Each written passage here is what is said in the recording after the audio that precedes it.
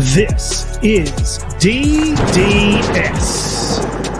From the DDS studios, we are your hosts, Blake Melton, Bradley Newberry, and from the man cave, you know him, you love him.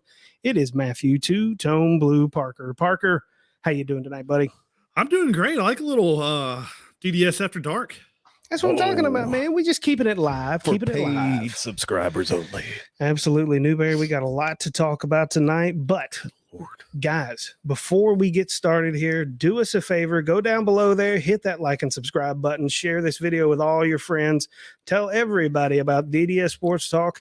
Check us out on Facebook, Twitter, Instagram, and TikTok.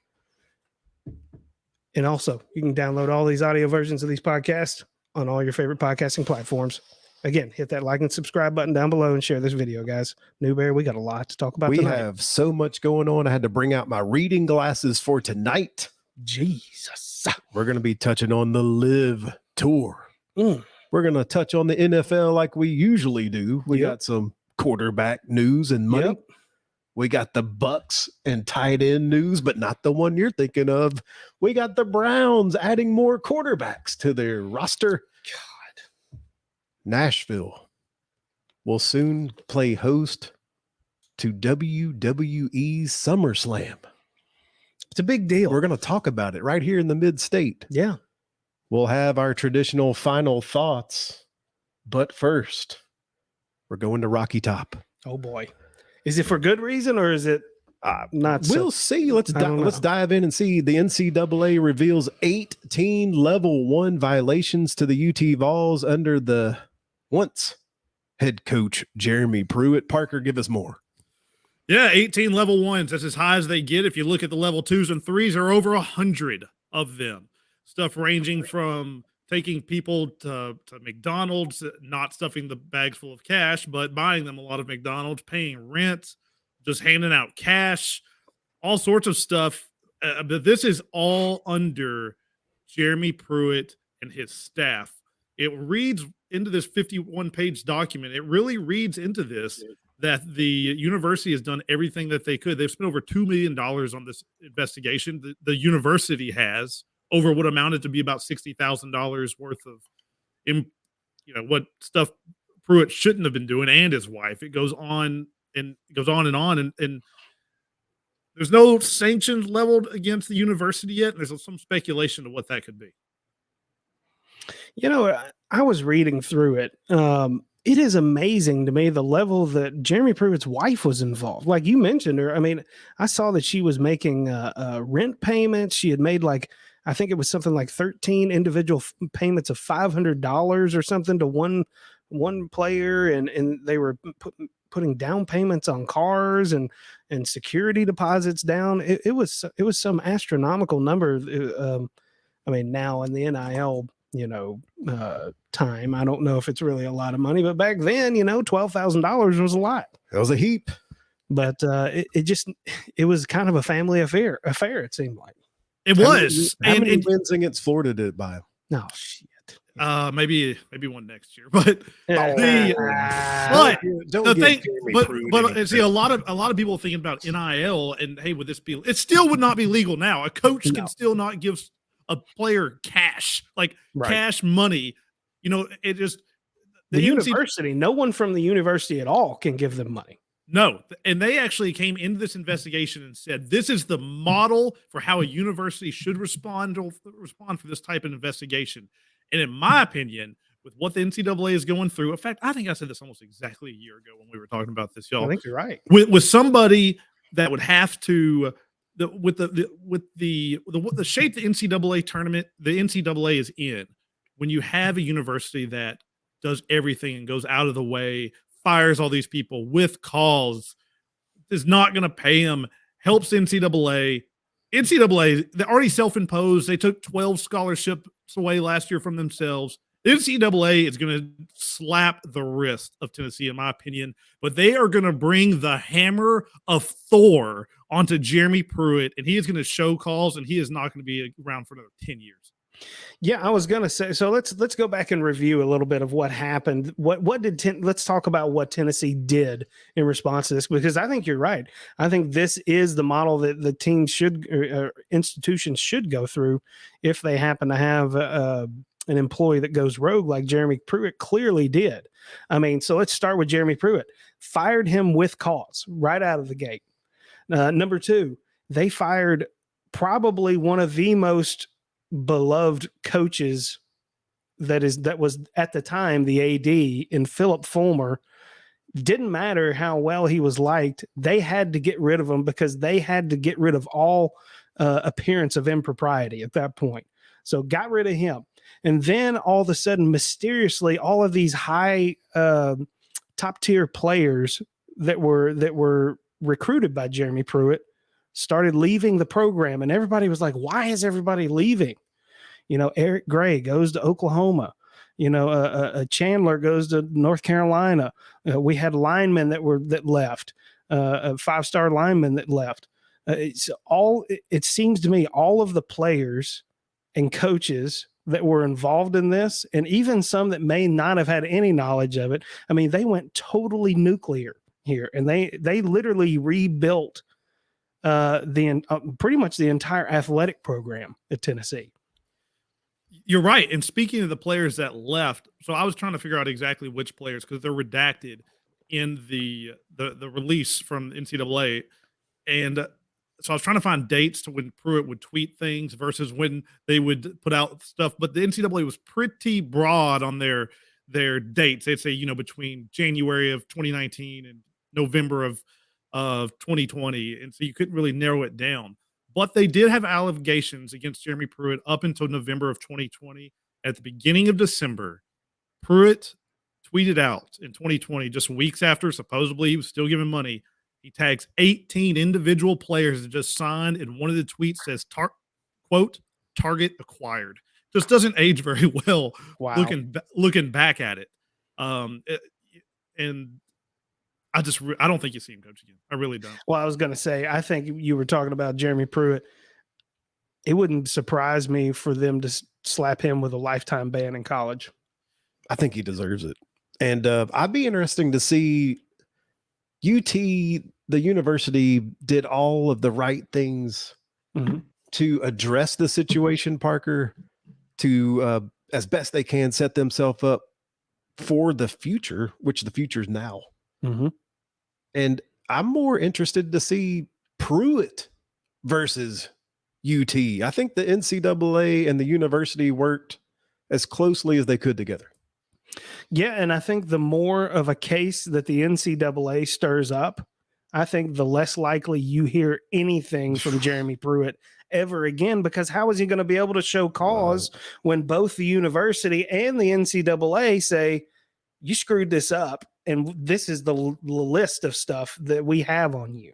The only thing Pruitt has going is they mention in the 51-page report in there, they say the only thing that he has on his side is in 16 years of coaching. By the way, this is the first time he's been a head coach. Don't get me started on the hire to begin with, but in his 16 years of coaching in college, he had 0 level 1, 2, or 3 penalties ever against him. So that's the one positive. I don't know that matters. Freaking Bruce Pearl couldn't coach for years because of a barbecue. This guy's literally handing people cash. Yeah. He's no. This is the perfect opportunity, and honestly, it's the perfect guy, as you said, for them to freaking call on Mjolnir and absolutely drop the hammer on these guys. On him. And it was his entire staff. So I did something fun. I went back to 2017 and looked at his opening press conference at UT, and I thought it was really interesting. This is almost 5 years ago to the day. I mean, within a couple of months. 5 years ago, quote, Pruitt, right now, everyone is all excited. We've got a new football coach. Mm-hmm. My goal is to keep that excitement 5 years from now. End quote. Another one. I mean, there's just great stuff. As far as my staff, number one, I'm looking for good people. There's no substitute for good people.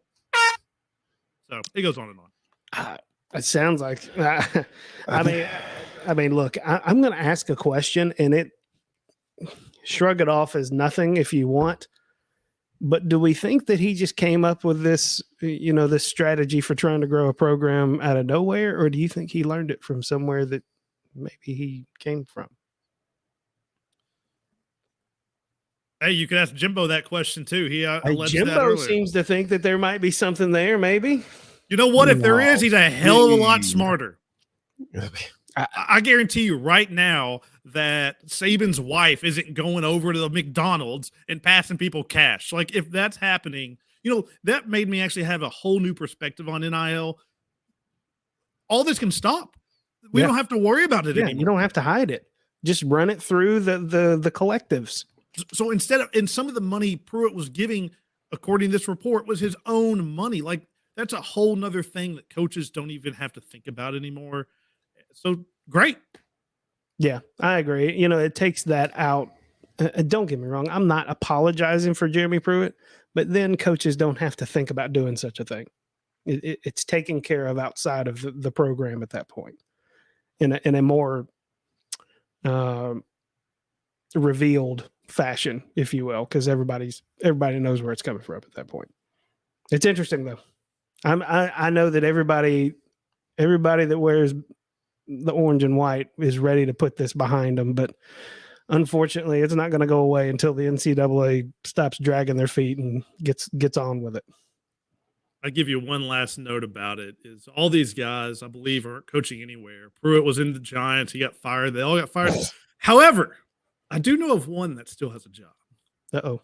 Mr. Hughes is the director of player personnel somewhere down in the great state of Florida. Look at him. Look at him. Oh, Duval. Oh, boy. Yay. Parker lobbing grenades here. What's better than good personnel and coaches? A Big Mac and a 20-piece, baby. It's in there that they went and spent $220 at McDonald's. I'm like, man, what did y'all do? How can you do that? I mean, how many burgers? 105 number 8s, biggie size. What if they just went total Ron Swanson and said, "I want all the cheeseburgers that you have"? It's like, I don't think you heard me right. I think you just heard that I want a lot of cheeseburgers. I want all your cheeseburgers. That's probably what it was. Let's move on to golf. Yeah. Because you two in the Twitterverse like to stir up the LIV Tour talk, PGA talk. Whole lot of trash talk. What do you got all these people all stirred up about? What is it? I don't know. Maybe they just don't understand golf because you're supposed to win tournaments to earn money and not just show up. Yeah. And they're going in there. The LIV Golf has finally poached somebody of importance. They got David Faraday. That's the biggest name that they've got, and the guy's not even swinging a club. I mean, do you think at this point, this is for the LIV Tour, this is more about just slaps in the face? They're just slapping them in the face is what they're doing. I mean, because like you said, I mean, they're not taking Rory, they're not taking Tiger, they're not taking JT. They're taking the people that it's like an insult. I mean, they took Henrik Stenson. I mean, he was the Ryder Cup captain, right? Yeah, it's gonna be what he's remembered for the rest of his life. And now it's just a huge, exactly. This ruined his reputation and his how history is going to remember him now. He was the Ryder Cup captain, and he said, "I'm going to take the money over the honor of being the Ryder Cup captain."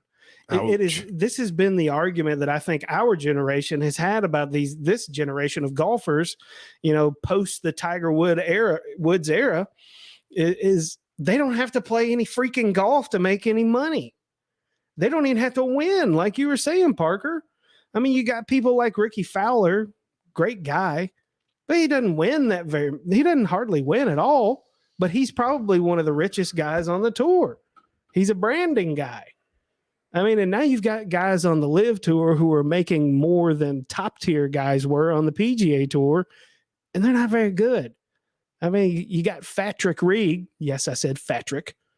That's over there on the LIV Tour. God knows how much he's making. I mean, I can't believe that they even wanted him to come play. The biggest cheater in the world. But it's just amazing to me. They are absolutely running roughshod on the world of golf, and it's getting so contentious right now that it makes you wonder: is it going to be able to fix itself over time? The Henrik Stenson thing's a big deal. I don't think people realize how big of a deal that is. That's coming after. I mean, that's just a big FU in the face, is what that is. Mm-hmm. And honestly, for them going after a captain on the Ryder Cup tour, that should just tell you what they care about their golfers. Because if you're a captain on the Ryder Cup tour, I'm sorry, like, you were a good player at one point, but if you're a captain, you're not anymore. Yeah, you're just not a good player anymore. Yeah. And you see Greg Norman put out a thing that, hey, we've had multiple top 40 golfers, world ranking golfers call us and want in on LIV Golf Tour. He's like, but we're full. We're full. We can't, we won't, you've missed out. That is the biggest bunch of baloney that I've ever heard. When all these golf tournaments start with 288 players to try to make the cut. Yeah. Well, when you're paying 20 golfers, $300 million, to play once every, 2 months, you probably don't have any more money, is what it really is. And you don't have any TV deals at all. You can buy the golfers. You can't buy the tradition. You can't buy the Masters. You can't buy these things. It's just the things that you have to. They can spend enough money to make a splash in the short term, but this is the XFL. This is not a long-term investment. And you just said it. Every time I get in an argument, I'm like, oh, okay, what channel can I catch it on? Yeah, exactly. You can't. Well, how did they do at the U.S. Open? Anybody? How'd they do at the most recently? Dustin Johnson played well at the British. He's really the main guy they've got, and he played well at the British because he finally learned how to hit his driver a little bit. Didn't have to hit it that much. He could hit long irons and let it roll because he literally has almost quit carrying his driver. He's been so bad with it. So the course worked well for him. Right. But overall, sounds like somebody I know. Mm-hmm. Overall, they didn't. I mean, there's a couple of guys, but Well, and you can tell what their goals are. They kind of just watch and see who wins the big tournaments, and then they go after them to see if they can get them. I mean, they're trolls. Was it not funny to hear? Not funny. It was sad to hear Cam Smith's a response to the reporter that asked him about the rumors that he was going. I mean, after he'd won, he's like, y'all quit asking me that. I let my team handle that. It's like, I mean, you might as well just say, I'm going. He absolutely might as well. But I do think there might be a little bit of an opposite effect that LIV wasn't expecting. Creating, what do we love in sports, right? We love the adversity. We love the teams that hate each other. We don't want people to love each other. By golly, I don't care what match it is. I'm turning it on, and I am cheering. I hate Rory McIlroy with a passion, and I can go into why, but I do. But Sunday morning, he had the lead. I turned it on. I'm like, let's go, Rory. Beat those LIV guys. Anybody but them. Yeah, I agree. It's just amazing that you compared it to the XFL. I think that's it is the absolute perfect comparison. The question is how long is it going to be able to last? The XFL is about to get a major reboot with Dwayne "The Rock" Johnson. We'll see. I don't know. We'll see. It's all about the TV deals, Parker. See. TV rights. There's a league that has a lot of TV rights. Mm-hmm. There's some negotiations going on with Sunday Ticket. We're going to move on to NFL talk. There's some cash being thrown out. Uh-oh. Who's getting paid today? By some not so great teams. Let's just call it that. The Arizona Cardinals, you're first on our list. You have decided to pay one Kyler Murray lots of money. Does this prevent him from playing baseball? Because is he that good? I mean, go ahead. I mean, he's their only hope, right? I mean, they've got a wide receiver that's going to be suspended for PEDs, right? They have James Conner. That's what I'm saying. They still have JJ Watt. But I mean, he is the only way that they can score points, and he has every reason to leave. And this is the only reason to stay. Kyler Murray lost his best wide receiver to the Jags. I think, if whoever is advising Kyler Murray, I think he's losing some of the best years of his career by hanging around with a team like Arizona. That's my personal opinion. You know what? Good for Kyler. Take the money and run, because you are not a top 2 quarterback in the league. He's just not. What has he done? He has he's a great fantasy quarterback, but so is Jalen Hurts. What's he do? Do great for a few games, gets hurt. Really? If I am picking a quarterback right now, like seriously, he technically right now per year, he's the top paid quarterback in the league. It's a lot of funny money. He's not really, but he's up there. But right now, Mahomes, Allen, Herbert, Jackson, Prescott, Brady, Tom Brady, Aaron Rodgers, like, then you start getting into that discussion, right? Like, I'm taking all those guys in front of him. If I'm starting a franchise, he's not in my top 10.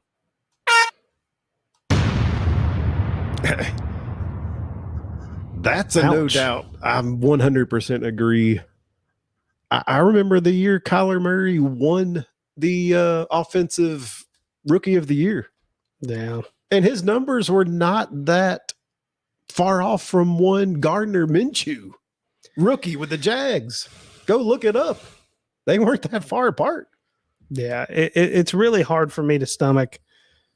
I mean, I know why they paid him, because again, he's the best that they've got, and he's the best that they can do right now. But I mean, why? Right? Why? The whole lot of money. I want to lay this out there for you guys. So Kyler's really smart about doing this, because if he falls off a cliff, because let me just give you this. Last year, Kyler Murray threw for 3,700 yards, 24 touchdowns, and 10 interceptions. First of all, think about how those numbers are pedestrian, and like Tannehill threw those. I mean, like 3,700 yards, 24 touchdowns, 10 interceptions. He gets the bag. Good for him. This is why you don't play when you're hurt, Baker. Because if you go back to 2020, Baker Mayfield, 3,600 yards, 26 touchdowns, 8 interceptions. Very similar stats. And he just absolutely screwed himself this year. And I'm, as we know, not a Baker guy, but I feel like their career arc as far as playing is going to be about the same. Yeah. I don't disagree. I can't argue that. The Browns. Oh, God. Are now back in what? the news. What kind of Brownsy crap is going on now? The Cleveland Browns. Hit the alert button. The Browns have signed another quarterback. This is quarterback number 8 in camp this year. Parker, who did they sign today?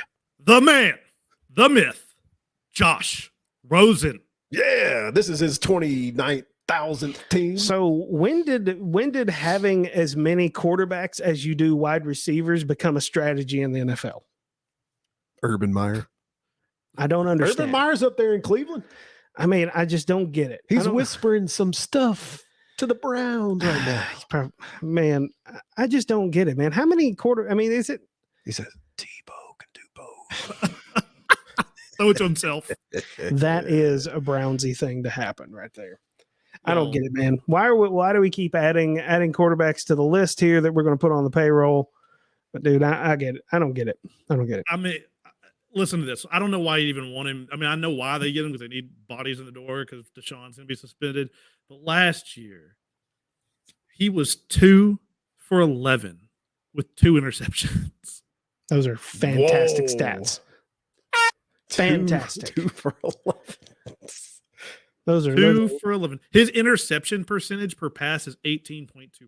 Yeah. 18% of the time he dropped back last year. Jeez, man. They actually pay him for this? I mean, good God. Hey, good for him. I'm warming up the rifle as we speak. Come on, Browns. Whatever, dude. It sounds like everybody's got a chance to play for the Browns. Cleveland, hit like and subscribe and leave me a comment that you're ready for me to come up. I mean, it couldn't be any worse than what you got. I mean, never mind. I'm going to be nice tonight. Going to be nice. No, I'm not. Fuck you, Cleveland. You are so terrible. Why are you? I mean, you're making such terrible decisions. You get every quarterback that's second rate out there. They're all going to end up on somebody else's practice squad by the end of the year. You got a guy that rapes rapes girls and that you're paying $230 million for. I just can't believe that we continue to have ridiculous conversations about this bullshit that goes on in Cleveland. I can't wait for Carolina to go up there and absolutely shove it right up your ass. Week 1. Oh, very nice. Hey, speaking of Cleveland, I'm going to pile on this, right? We've all talked about Deshaun, the dog pound, right? We all talk about Deshaun Watson, or we don't. We hear a lot of people talking about Deshaun Watson, top 5 quarterback. We had to give up 3 number 1s, all this stuff to get him, and it's like ingrained into our memories. Deshaun Watson's the best quarterback ever. Deshaun Watson in his career has had 1 season he threw for over 4,200 yards. He has had 1 season that he threw for over 28 touchdowns. This guy is not Aaron Rodgers out there. Yes, he has the potential to be great, but if he gets suspended for this year, 2 years removed for a guy that's had 1 good season, it's just it's stupid. Hey, like you said, bad decisions. I mean, that's the thing. We don't even know if he's going to be any good, even if he ever does get back on the field at any point. And I don't know why in the hell I even care. It's just so frustrating. You love Ohio. I really do not. That's the thing. Jeez. I mean, as an AFC guy, I mean, hell, I'll watch you implode. That's great. But it's just so ridiculous. It's like watching your kids make really stupid decisions. And you're like, well, this is going to work. This isn't going to work out, but let's watch it. And that way we can make fun of it later. Whatever. Keep going, Browns. You're living up to your reputation. Well, Tom Brady has finally attracted the tight end. Oh boy. Is it Tampa Bay? Is it big man? Is it he's a big man. Is it Gronk? It's Gronk, isn't it? It's gotta be Gronk. Gronk is still filming commercials for Subway. But it is one Kyle Rudolph, Parker. Oh. This man used to help the Minnesota Vikings and all the horns that you would hear.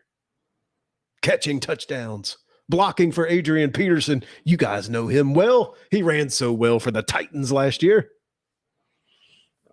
Is this news or is this another camp body? It could be news. I mean, they have a few guys O.J. there. Howard, right? No, OJ Howard's in Cleveland. They have they just Cleveland. drafted Did he just say Cleveland? Again, why I believe it's Cleveland. I believe it's Cleveland. But they drafted Cleveland. but they drafted Cade Otton, and they've got obviously Cameron Brate. But he was good. Hey, obviously Brady likes old veterans, right? I mean, like, and he had there was a time that he was good. So hey, if I'm Rudolph, I've had a great career. You know what? Let me have a shot on winning the ring. I got all the money in the world. Let's go down there and help Brady out. Right? Why not? And by the way, Rob Gronkowski had this discussion with my wife the other day doing the Subway commercials. Has anyone that is in a Subway commercial ever eaten at a Subway? Oh, you know, Steph Curry been eating at Subway. Because no Curry, definitely no Simone Biles, no Gronk, no Phelps. Nobody in a Subway commercial has eaten at a Subway since Jared Fogle. No, look how he turned out. He turned out great, right? Hey, that's a good transition. Let's talk about somebody that may have been considered great at one time. Maybe. I don't know if his story's turning out great. But we're switching to the world of professional wrestling right here. Wrestling. DDS Sports Talk. First time ever, I think. Big news in the sporting world today. Go ahead and show this tweet from one Vincent Kennedy McMahon at 77. Time for me to retire. Thank you, WWE Universe. Then, now, forever, together. He's acting like he's just going out on his own accord. But Blake, show us more. What does this say, Blake? Vince McMahon retires as WWE chairman and CEO amid investigation into alleged sexual misconduct. Yeah, boy. Oh, boy, way too much news, Parker, to even try to regurgitate it to our audience, but newsworthy of the chairman, the CEO stepping down. His daughter assumes the responsibility, Stephanie McMahon. I mean, it's like a freaking epidemic going around sports in general and even entertainment. I don't know if he just joins the likes of Dan Snyder, man. I am 100% you're innocent until you're proven guilty. I've got to have proof and all that, but it sure does seem like there's some smoke here because I don't know why he would step down otherwise.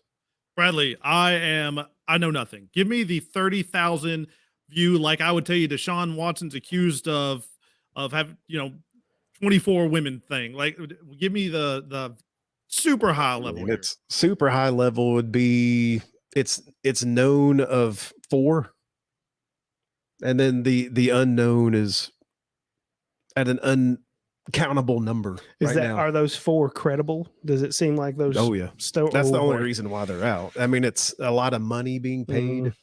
So they tried to pay him off for hush money. Correct, upwards of $1 million each. Oh, good Lord. It just seems like maybe that generation, Parker, because I just said it's another Dan Snyder. I mean, they're not that far off in age, maybe about a decade or so, but is that just the way that they thought business was supposed to be run? That's horrible. That's why sometimes change is good. I mean, he doesn't strike me as a man that steps down unless he's guilty. I don't know him very well, but I've seen him in interviews. I've seen him on shows. I've seen WWE every now and then, and I just don't get the vibe from him that he leaves if he's innocent. Like, I feel like he drags it tooth and nail. I could be wrong, but maybe people do. I don't know. Maybe people do this still. They've done it for decades, and they don't realize it's 2022 and people aren't afraid to speak out anymore. People aren't, there's video cameras everywhere. It's a good thing. This is not a bad thing. It's good that business shouldn't be conducted like this. It's just shameful that it ends somebody's career that, made something out of absolutely nothing.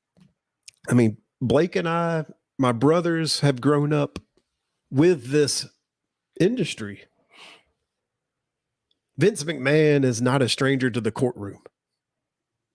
He's had many allegations. Blake and I said it before we came on the show. We're like, dude, this was going to be until death do I part. Yeah, there's no reason for him to ever step down. This was a family created business by his dad. Yeah. To him, 77. It's not that old. He's still doing it. Well, and because he's a young 77. Something's got him spooked. And with this news tonight, it's got someone else's feathers are ruffled, Parker. One Brock Lesnar, when learning the news that Vince McMahon is no longer going to be running the ship there, took his bag and said, I'm out. If Vince McMahon's out, I'm out. Which is completely turning the carnival that is WWE. It's turning it upside down, man. They're 1 week away from bringing their second biggest live event of the year right here to our hometown in Nashville, Tennessee. And they're so let me what they're doing. Let me play host here for a second, since I know nothing about this. I've been digging some numbers. We've talked about this with SummerSlam, but back to you. What does this change? Because he's part of these shows, right? Like, he is like the character of himself in these things. Like, what does it do? What are they going to have to do in the next week? Are they going to have to change everything? Well, it started tonight. I have not had the chance to watch their weekly episodic show on Fox, a Friday night SmackDown. So it starts tonight. I read leading up to tonight's show that after the announcement and Brock Lesnar walking out, the creative in the back totally had to rip up the whole show. Yeah, I mean, they're going to have to completely tear down and start over. Start it over. Their SummerSlam main event, which is 1 week from tomorrow, was going to be Roman Reigns, the undisputed WWE champion of the world, against Brock Lesnar. And now it's Roman Reigns versus. How are you going to fill Nissan Stadium with nothing? Yeah, they don't even know. See, in going the other way, kind of like we were talking about with LIV Golf, it's going to, now maybe in the long term it doesn't, but it's going to generate interest, right? Oh, yeah, short term. This is the only thing I'm hearing on local sports talk tonight. I know. It's gotten stirred up like a mother. It is incredible. The thing is how or do they even address it on the air? They have to do something, right? They have to acknowledge that one of our characters, if you will, he left. And he left because... Do they kill him? I don't know. Do they blow him up in a limo? Do they acknowledge the allegations on the show? I have no idea. I don't know how you handle something like this on a platform like the WWE. I'll report more. It's a soap opera platform, right? Brad, I'm sure they've had other controversies over the years. Do they address those on the actual show, or do they just pretend they didn't happen? Look, I guess that's what I'm going to say. It depends on the star level, just about like in any sport. It's a Stone Cold Steve Austin. Okay, so we all know him, even the few that don't even really follow wrestling anymore. You remember that? Absolutely. Back in the Attitude Era, Stone Cold Steve Austin has walked out on WWE. Mm-hmm. More recently, two ladies, the tag team champions, Sasha Banks, Naomi. She's married to one of the performers too. They both walked out before a show. And what did they do? They shit on the girls. Mm-hmm. And I bet they say nothing about Brock Lesnar. That's my thing. I think it's a bad look if you don't acknowledge it and say something. Parker, they literally said at the top of a Fox show, Friday Night SmackDown, they said, Sasha Banks and Naomi, you have disappointed the WWE universe by walking out before a live show. Do you think they started tonight's show with that? I bet you not, but I'll watch it and see. I'll tell you right now that with what you're telling me, to me not knowing much about it, but seeing a lot of these type of things, with what he's accused of, if they go after the girls and not the guy, it is going to be absolute suicide. It's got to be, they've got to disown both of those, the Brock Lesnar and the girls, not say anything about it. But with him and his allegations of what he's accused of, you can't go after the women. Like, you just can't do it. You'll just absolutely get you'll get hammered, as you rightfully probably should. Yeah. I don't know. I'm also cheering for his daughter. I'm cheering for Vince McMahon's daughter, Stephanie McMahon. She's got an impossible task right now to try to pull this entire multi-hundred billion dollar organization out of hell right now. I mean, it's in the fire. I mean, there's a chance. I mean, I wouldn't wish this on anybody. I mean, this is the kind of thing for a company like that. I mean, it could do them in. It really could. I mean, because it's totally blown up the storyline and the narratives. And now in the age that we live in, where stories like this do not go away anymore, this could be a really big problem. I'm cheering for the good to come out of this. Stephanie McMahon is good. I think that she could be the person that could do it. I mean, she's being held responsible for trying to save face and make the name McMahon somewhat better again, but more importantly is to lead this multi-billion-dollar corporation. Well, yeah, because that multi-billion-dollar corporation feeds a lot of people, and that's really for her. No doubt. I guarantee you that is what is probably going through her head, because the McMahon name is done. It's done now. It'll take a generation or two for it to recover at this point. Right now, it's more about, I have to save this company. And she's got a long way to go. And hopefully she's the right person to do it. Well, obviously they're a multi-billion company and they're smart and they know what they're doing. So hopefully they would hire some PR people in there and figure it out. I'm sitting here looking at Ticketmaster right now. I wonder if it's a good investment to buy 2 tickets when people ever realize how crazy it's going to be and resell on Friday. There are still some available. Yeah, it's going to be interesting to see. That was a jam-packed show in the 39 minutes. Yes, it was. We crammed a lot in there in a short amount of time. But hey, guys, thanks for joining us tonight on DDS Sports Talk. A little late night edition. Go ahead and, like we told you before, go ahead and hit that like and subscribe button down below. Check us out on all our social media, TikTok, Instagram, Twitter, and Facebook. And go ahead and download all the audio versions of these podcasts on your favorite podcasting platform, Apple Podcasts, Google Podcasts, and the like. Gentlemen, final thoughts. You know, to put a perfect bow on how I've been talking about A.J. Brown's poetry corner over the last few weeks, I've got something that will explain all of it from A.J. Brown himself. Quote, "When you're uncommon, get ready for the common people to not understand you." End quote. So, fellas, we just aren't uncommon. We are just one of the common folk. We're just the common folk.